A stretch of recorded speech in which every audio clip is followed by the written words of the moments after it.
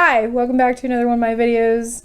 My name is Lola. I hope you're doing well today. So in this video, we are going to look at everything that I read in the month of September. Unfortunately, it didn't go that well. Not as well as I would have liked. The way I've been structuring my wrap-ups lately has been going from least liked to most liked. So let's start off with my only DNF. Thank goodness there was only one DNF this month. I DNF'd Honey Girl by Morgan Rogers this month. I got like about halfway through it, honestly. And listen, it's a contemporary romance. I'm already not much of a romance reader. This is literally the story of a girl who's lost. That's basically what it is.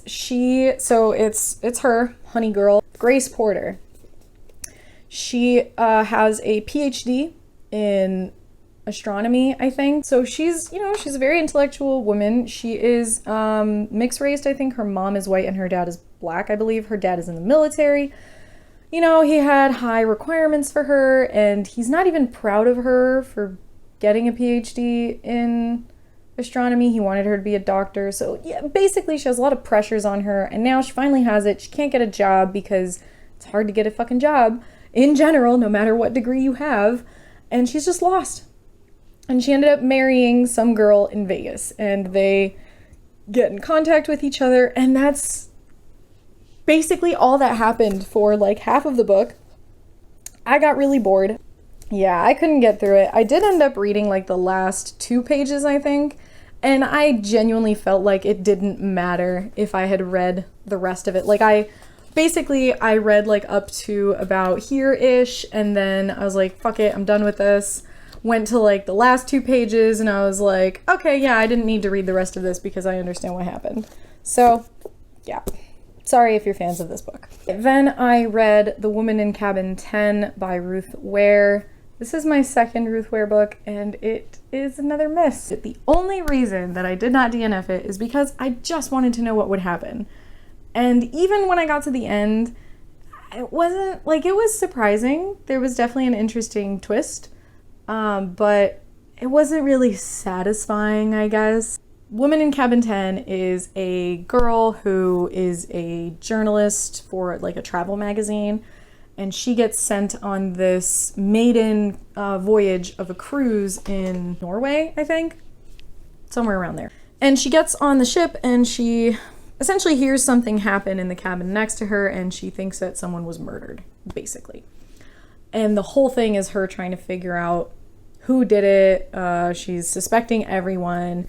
But there are many, many reasons why I did not enjoy this book. One, she sucks at her job. There is no reason that she should still be at that job.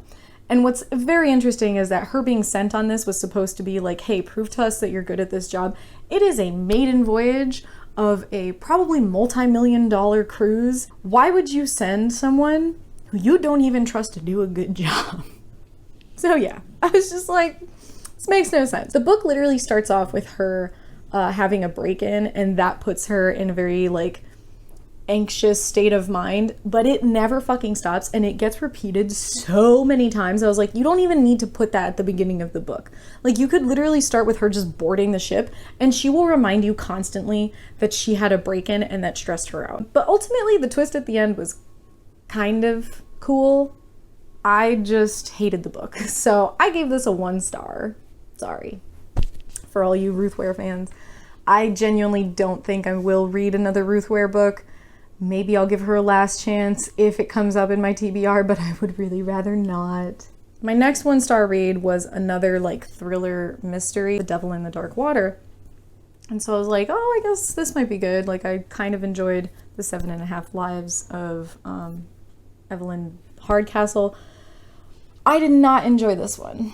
So when I get an audiobook, usually I'm like listening to it while I'm commuting to work and coming back home or doing chores around the house. And usually it keeps me like in a nice story mode while I'm doing something.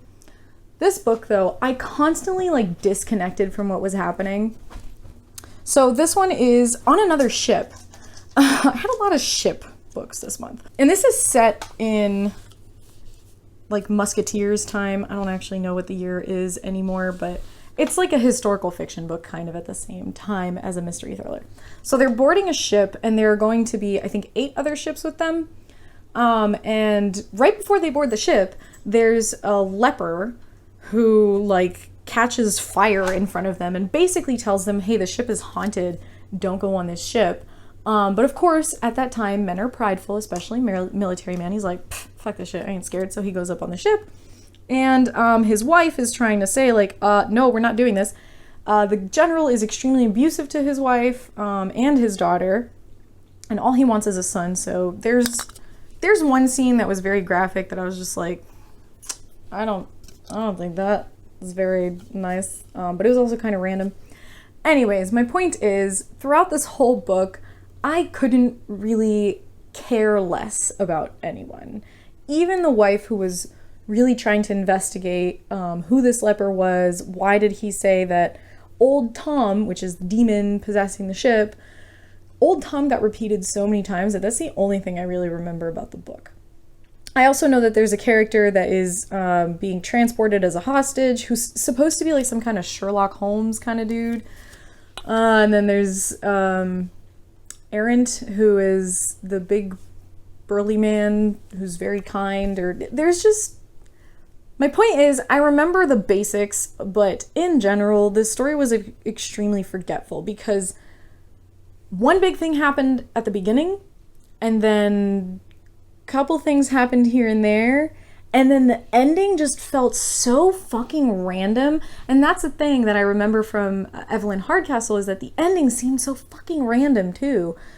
And I didn't connect with the story at all. I honestly just waited for it to finish. I should have probably DNF'd it, but it was an audiobook and it was the only one I had at the time for my commute.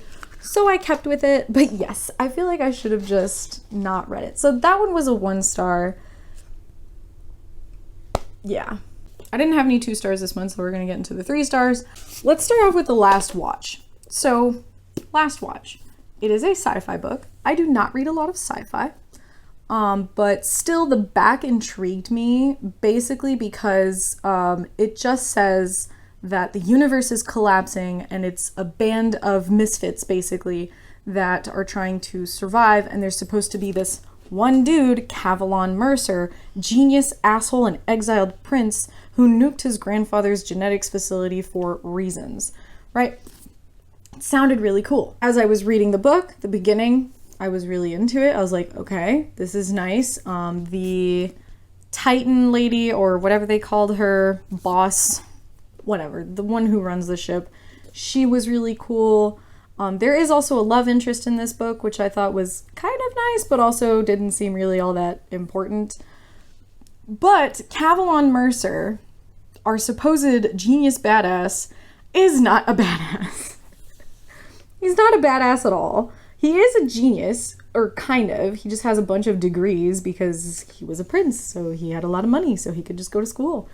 But he's not a badass. Like, at the beginning, I thought he would be, because he was talking back, and I was like, ooh, this guy is gonna cause some trouble and, you know, be an arrogant motherfucker, and I'm gonna enjoy this guy.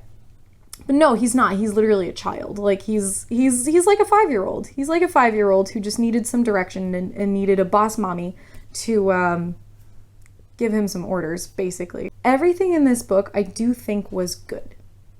I just personally didn't click with it a lot. I do think that it was well done. I think that anyone who enjoys sci-fi is going to really like this, because this takes place on a ship that is right by the divide, which is supposed to be the edge of the universe, and the edge of the universe is kind of closing in and it's eating everything around. There are high stakes in this. There are very high stakes. But because I didn't feel super connected to the characters, I didn't feel that engaged, I guess. I don't think the writing was bad. I think the story was actually really good. I think that the setting that is given as to how they end up solving the problem was very, I didn't really expect it. I don't know. This book was just average for me. It was a 3-star. Yeah. I feel like I kind of just read it and didn't really understand most of what I was reading, but just kept reading it because it was well written and there were comedic moments. I wrote a lot of LOLs in here, just haha, that was funny. But most of it, I was just like, what's happening here? Like, why does Cavalon have to be such a baby? Like, what does this really mean? I don't know. I felt mostly like lost and not caring most of the time I read this book, but it was also good, basically. All right, next 3-star read, The Conductors by Nicole Glover. Same thing with The Last Watch, basically. I kind of enjoyed the characters. I thought that the premise of the story and the whole plot, really cool, really interesting, but just couldn't connect with it. This one is supposed to be a historical fiction type of book mixed with magic, celestial magic mostly. So, and I think that the magic was tied only to Black people. I don't know. I feel like that's a part that I didn't quite understand and that I wish had been developed a little bit more. But you're following our main character, Hetty, I think, and her husband, and they have settled in Philadelphia. They were ex-slaves, or at least she was. I'm not entirely sure about her husband, but they have settled in Philadelphia, and in Philadelphia they have this little community where they also freed some slaves from other places and brought them here. And they kind of like help the community by mostly solving murders or other mystery cases and stuff like that. And they still try to free slaves. Again, I think that the originality of the story was really cool. The fact that there is magic and that there was a system in place with the slaves where they had like collars to prevent them from using magic. Some can use magic, some can't. On the other hand, the mystery in this book felt really unimportant. And it was supposed to be the center of the story. I barely even fucking remember what the mystery was at this point. I read this around the beginning of the month. All I know is that someone was murdered and they're trying to figure out who did it, and they're looking at all their friends, or, well, at first they're looking at everyone around, and then they start zoning in on their friends. And that's all I really remember. This book was very forgetful. Even when I finished it, I was just like, I don't really know what actually happened in this. But it was still good. Like, I still thought the writing was good. I thought that the premise was interesting. The whole magic and slavery time stuff was, again, cool. So it was 3 stars because I didn't have anything to really hate about it. I just also didn't love it. I did have a 3.5 star this month, which was Certain Dark Things by Sylvia Moreno Garcia. This was actually provided to me as an e-arc, and I was so interested to read this book, like so happy to read this book. It was framed as being noir, vampires, Mexico City, horror. So I was like, ooh, this sounds good. And it was, but it also wasn't what I expected. Certain Dark Things is set in Mexico City in a world like ours, except for the fact that vampires are a thing. And it's not just like your typical Dracula vampires. It's vampires from like every kind of mythology, which I thought was really cool. Also, side note, at the end of the book, there's a whole glossary of like different vampires. I thought that was super cool. Mexico City in this book is genuinely its own character. It's a very gross character. It's full of garbage. It has very clear issues with disparities between the poor and the rich. You mostly only spend time around the poor because you're hanging out with, I forgot his name. I think it was Domingo. I don't remember his name. But it's a young boy. And he meets Adel. He meets Adel. I remember her name. He meets Adel. She is one of those female vampires from Mexican mythology. And she's trying to hide in Mexico City. She's running away from something. So I was really interested to see this story develop into an all-out war between vampires in Mexico City with horror and like the implications of this whole like political system that now vampires are included in. But it wasn't that. It was a vampire girl that was lost and alone and ended up falling in love with a human. That's basically what the book is. And I was a little disappointed in that. I guess maybe I'm just not in the mood for lovey-dovey shit. The part that is very noir about the story is that there's no good and evil. It is very, like, just gloomy and dark the whole time. There's a lot of reflecting on decisions, on what could be but will never be, and just stuff like that, which that was cool. I do think that it would have been a lot more interesting if there had been more development on how exactly the world functions with the vampires, though it did mention like little tidbits where Mexico City is technically vampire free, and they have like routine sweeps to make sure that there are no vampires. But like, I don't know. I guess I would have liked to know more like how that actually came to be, but that's a different book. This book was not that. This book is about a vampire girl who tries to use a young boy for her benefit, but that boy ends up like not really caring that she's a vampire, and he's not scared either, and he's more than willing to help her. And they have a bit of a love story. It's not like very romantic. I would definitely not say that it's like super lovey-dovey, but that is the focus of the story, is them working together, figuring out who they are really, plus also being hunted down by other vampires. There are a couple like gory scenes, but I do not think that book was horror. I wasn't like afraid at any moment or felt my skin being turned inside out. Like, I didn't have any moments like that. But anyways, that's that one. All right, 2 more books. I promise I'm almost done. All right, my 4-star read of the month, and you would know what it is if you watched my secret vlog, which I will link up in the cards. It is Later by Stephen King. This one was fun overall. That's mainly how I'm gonna frame this book. It was just fun to read. It is not horror. I'll say that right off the bat. It has some graphic scenes, but it is not horror. It is a young boy who can see dead people. And that's mostly all of it. We learn about basically how he grew up with this, and he's telling you the story too, which I thought was really interesting. So he's talking to you about his life and about how it was growing up with his mom, not knowing his dad, going to school, seeing dead people, interacting with dead people, and keeping the secret basically. And it's kind of like an interesting like blip into his life, where you get the blip at the beginning when he was a kid and a neighbor died, and then it goes a little further down the line and he ends up being used for his ability to talk to dead people, and then he ends up in a pretty terrible situation. This book was just fun. I just really liked it. I thought the mom was... I would probably love to hang out with that mom.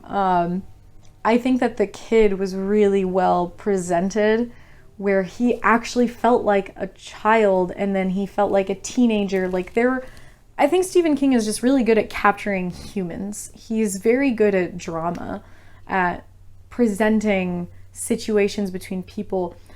I would say that this is more of a psychological thriller almost.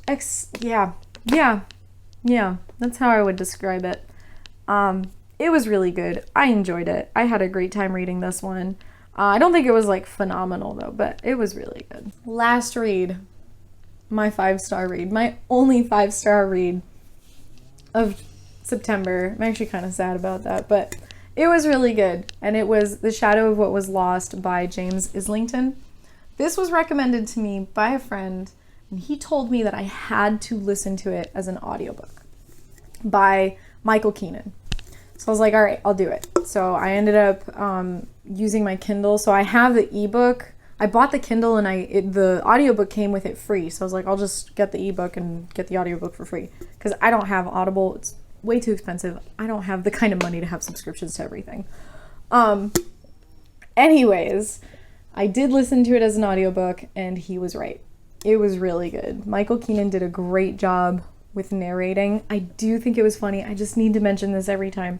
Every single like older man in this story, they sound like Severus Snape or Lucius Malfoy, where they like talk through their teeth like this and they mumble like that. That's what they sound like, and I just thought that was funny. This is your typical classic epic fantasy novel with all that comes with it: adventure, magic, political intrigue, chosen one trope, young kids who go on this very daunting trip and quest or whatever.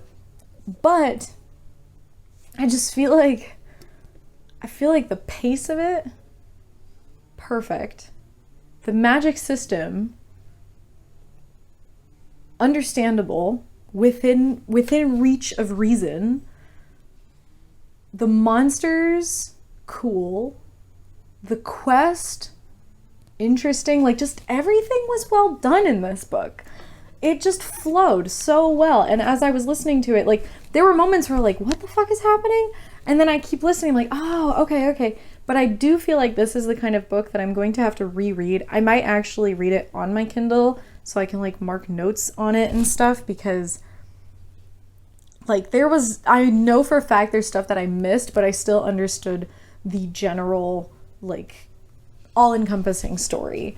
And I thought it was great. I thought it was really good. There isn't a single character that I thought was not pertinent to the story or just, you know, well done. Like, obviously there are assholes in this story. I think the twists too, man, I'm still thinking about those. And I was actually talking to my friend. I was like, holy shit, man, at the end when this happens, and he was just like, oh, that's in the first book? Like, he's already read all three, so he's like, he can't even remember which books they're in. And I was like, yeah, it's so cool. I don't know. I thought it was really interesting, especially when it came down to, like, the gifted and the augurs. The difference between them. At first I didn't quite get it. I was like, why is, like, there's no difference between them? But then as it goes along, I don't know. I feel like I was learning progressively with the characters, which is great. You want, like, I feel like the best stories are the ones where you feel like you're really with the characters, with the story. So yeah, that was a good one. That was a nice 5-star, and I want to continue the series as an audiobook as long as it's Michael Keenan, because that was really good. So I might actually buy the 2 other audiobooks. So, yep. That's my September wrap up. That's everything that I read in September.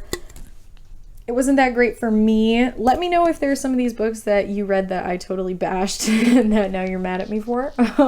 I do think October will be a little better. I feel like I was not in the mood for anything, like, romantic. I am in the mood for dark, gloomy. I mean, it's October, it's getting colder. I want adventures. I want high stakes. I want blood, gore, guts. I want to feel my skin crawl.